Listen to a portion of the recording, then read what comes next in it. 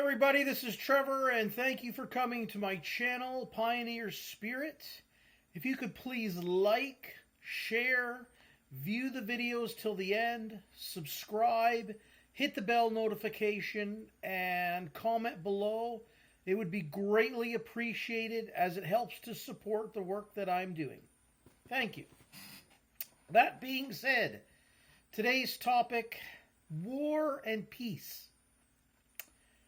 I bet the farm, if I were to go out and interview 1 billion people and ask them about war and peace, nobody wants war. I shouldn't say nobody, but the vast majority, 99.999% of people don't want war. They want peace. They want to get up in the morning, go to work, make a few bucks, come home, have dinner with, either by themselves, their friends, their family, and go to bed and just be at peace, breathe the free air. But there are a few people, and these people are commonly known as politicians, who can only keep their job when there is war. And the entity known as government can only survive when there is war. If there are times of peace, what use is government? What use is government to us in times of peace? Now people say, well, government, they build the roads and they maintain the hospitals and whatnot. Well, I believe that a free market can do everything that the government can do to the nth degree, 1,000,000 times better. Such as building the roads, maintaining hospitals, education, and everything else that's in there. So, government cannot operate and survive unless there is a threat of war. Now, the threat of war, there's obviously the one that everyone always thinks of, the soldiers, the tanks, the planes, the ships, and whatnot. That is an obvious war, but there's also the wars on people. And this is why government cannot operate. It can't stay alive. It's a parasite, and it can only stay alive when there is a war on people. And this is why individuals are for peace, and the collective is for war. And the collective, they're always politicians. They're always politicians, and they're pushing for a war. Look at the war on drugs, the war on guns, the war on poverty, the war on this, the war on that. Government's always having a war on something. And it's always saying, well, we'll have the solution. We have the solution. We'll end poverty. Well, they've been ramping up the welfare system for 60 years here in North America, and nothing gets... In fact, the homeless industrial complex that you can plainly see, just go to California, and you can plainly see that the government's supposed war on poverty doesn't work. It just lines their pockets because money gets shuffled around from one place to another. So that war, it obviously isn't doing anything. And this is why I'm an advocate for the free market, for the individual to voluntarily to relate to one another. Because I think at the end of the day, like I say, 99.999% of the people on this third rock from the sun would like peace. Nobody wants war. Sorry. There are politicians. That is the group of people, and obviously they work within government. So how do we? People are like, okay, Trevor, your voluntary ways, people don't quite understand it. Okay, well, can you understand? Let's take the United States Constitution. Here's a set of intelligent rules that were written out. What we could have, if you want to have a government and politicians, is have people voluntarily saying, well, I will volunteer my time to make sure that people are adhering to this particular social contract. Okay, now I have my views on social contracts as well. I suppose if I'm going to have to live by a contract that I didn't get to sign, I will point to the United States Constitution as the best social contract out there. And I think the best way, my solution would be to have people, if you want to call them politicians, within an institution of government, voluntarily adhering to make sure that the society is living by the Constitution. That's fine. And if we want to voluntarily pay these people, you want to give them $5 a month to maintain, you can't go above and beyond what the United States Constitution says then. If that's what we're going to live by, that particular social contracts, I'm going to say it's the best of the worst contracts that are out there, okay? But government can't live like that. Politicians and government, they cannot live like that.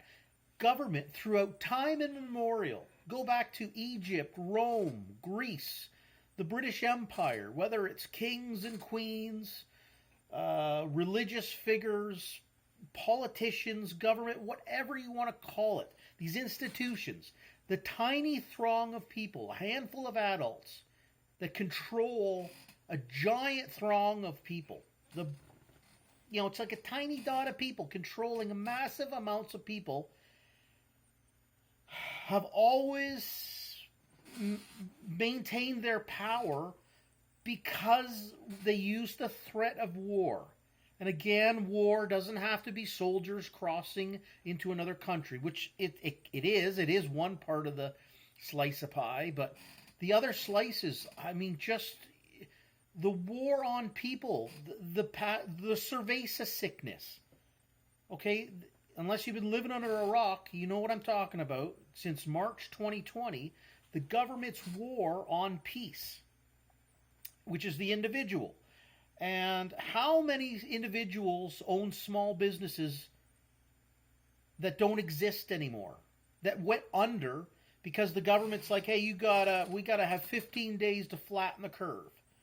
And small businesses were like, oh, okay, how am I going to survive? And government's like, well, we'll give you these stimmy checks and whatnot. Well, the stimmy checks come from the small and medium businesses that they were shutting down. It's like a dog chasing its tail. But yet the war on peace that government has didn't shut down the businesses like Walmart and Amazon. People were, of course, I had to buy on Amazon if I wanted something. I thought, well, I'm trapped in the house. And I've never worn a mask. Okay, so I don't have, I had very limited options of places I could go, but I could go into Walmart. Because, I'm sure they cut a deal with the government and politicians to make sure that their business maintained, but the small, independent, owned grocery stores in the towns and cities you lived in, they struggled. And most of them went under. There was a lot of small and medium businesses just went under. So again, that is, governments are constantly having a war on peace. Again, they cannot operate in a peaceful time. What use does government serve if we're not at war with anyone? If we don't have a war on poverty, like they're always having a war on something. There is no, individuals will help other individuals, or they won't. If you voluntarily want to share your time, share your money, share yourself to other people voluntarily to help them, that's fine.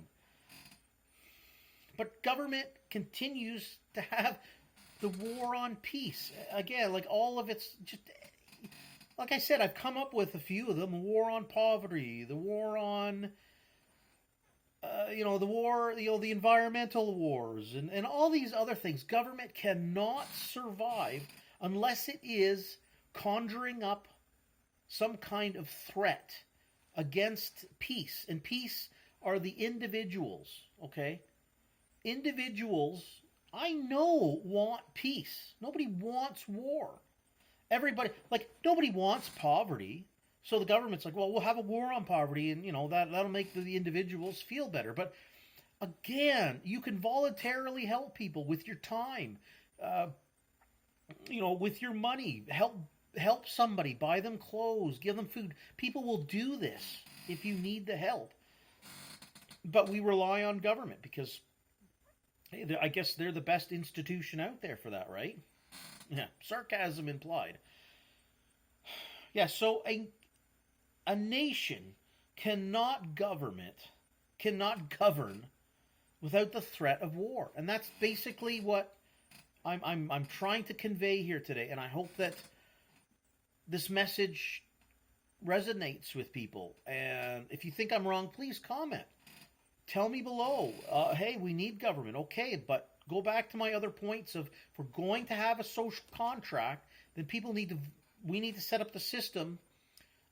I guess what a constitutional republic. Because look at democracy. People shout all the time, democracy, democracy. Well, democracy's 100 people. 51 of them vote yay, and 49 of them vote nay. So then you have 49 people. No, you got to live by those 51 people. That's not right. And governments are always talking about, well, we support minorities. Well, those 49 people are the minority. And I'll tell you what the biggest minority on the face of this earth is, and that's the individual. The individual that supports peace is exactly why we can't coexist with under a system of government, because government can only operate via war. So they will constantly have threats. They'll manufacture threats, and that they just continue this because the only way government can survive is to keep people afraid, keep them in line. So this is why, hey people, I'm advocating more voluntary relationships with people. And again, you want to have a social contract, fine. Let's voluntarily have people make sure it's being adhered to. And nothing above and beyond that. You know, you look at any country around the world today, they got 50 million different kind of laws. A law for this. This is illegal. That's illegal. You can do this. You can't do that. And again, what sometimes I think too, like these social contracts, what good are they anyways in times of emergency? Like here in Canada, that's, you know, if there is a supposedly threat, whatever that threat is, governments they suspend your Charter of Rights and Freedoms in Canada. It's like, well, this is the time we need our peace and our freedom the most, and that's the times they always take it away. So government run by these politicians are always going to come up with some kind of threat to keep people in line. It's a war. So I want to wrap this up by basically saying government and politicians, they are for war. And I know that most of humanity's for peace. Everybody just wants to be able to go out and make a few bucks. Have, you know, a good time with your friends and family and by yourself and just... But that's just not what we get with government. So, war and peace. Peace is for the individual.